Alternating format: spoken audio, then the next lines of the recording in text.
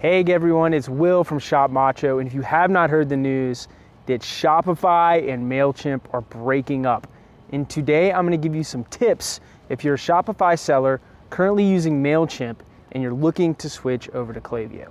Now, first off, you might be like really worried and confused and like frustrated that you're going to have to do this migration, but I would remember that this is a huge opportunity. Because let me tell you guys, Klaviyo is a much better email CRM for Shopify stores than Mailchimp. It might take a little bit getting used to, but once you get in there and you start seeing your revenue grow through building out some of these powerful automations that really dynamically sync well with Shopify, you're gonna be thinking, why did I not make the switch sooner? Now, I wanna make your switch as easy as possible, and I think there are two critical things you need to do to really make sure, sort of like the skeleton, the framework of the house, if you want to say, or I guess the base of the house that you need to build in order to make this sync successful. All right. Now, the first thing you need to do is you need to sync Klaviyo and Mailchimp. All right, and it's actually fairly easy. You can do it through an API, and you can dynamically sync Mailchimp and Klaviyo.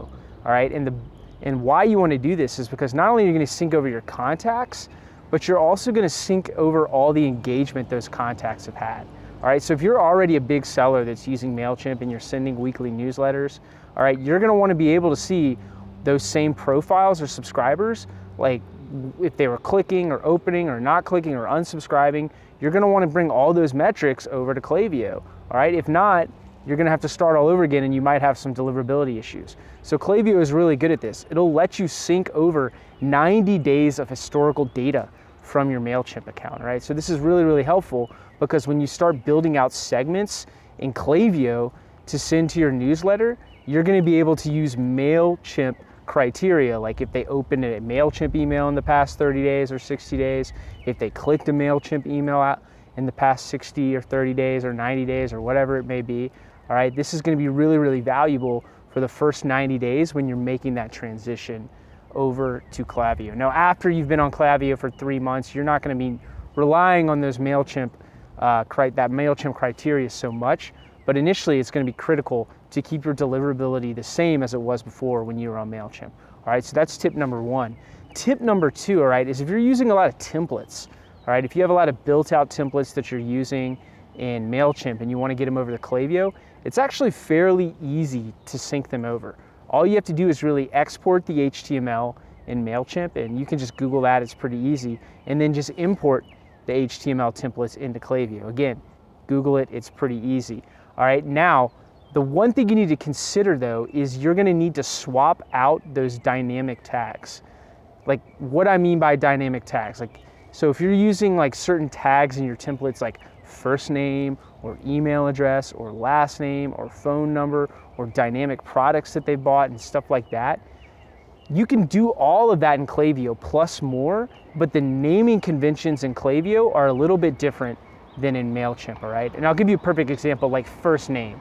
Like a lot of people use that dynamic tag in both of these tools. Like they'll put the first name in the subject line, or they'll put the first name in the body of a template, all right? In Mailchimp, I think it's like asterisks, some sort of top score F name or something like that. In Klaviyo, it's basically brackets, first underscore name in brackets, all right? So that's what I'm talking about. The name, it's the same concepts here, but the naming conventions are just a little bit different. And so when you make that migration, you're gonna have to go into your templates once you upload them into Klaviyo and make that switch. All right, so those are two critical things you need to get done if you want to successfully migrate over. Now, there's a whole bunch of stuff we can get into in terms of taking existing automations in Mailchimp and bringing them over into what we would call flows in Klaviyo. And that's really the beauty of Klaviyo. Once you make those switches over to the flows, you're going to be like, wow, this is so much easier. I can do so much more here. I have so much more control over my email automation in Klaviyo than I did in Shopify, in Mailchimp, and you're going to be truly impressed. So that's all I got today. I'll be talking a little bit more about this Mailchimp to Klaviyo switch. In the meantime, if you have any questions, feel free to reach out to me. And yeah, guys, have a good day.